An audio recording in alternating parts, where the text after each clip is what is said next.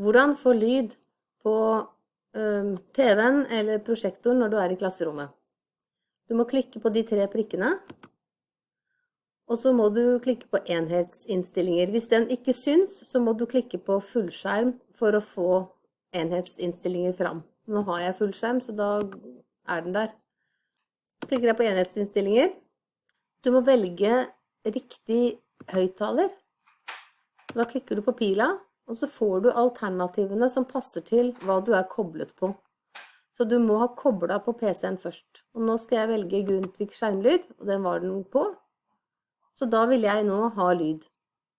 Nå skal jeg bevege meg over til klasserommet mitt for å se hvordan det ser ut der.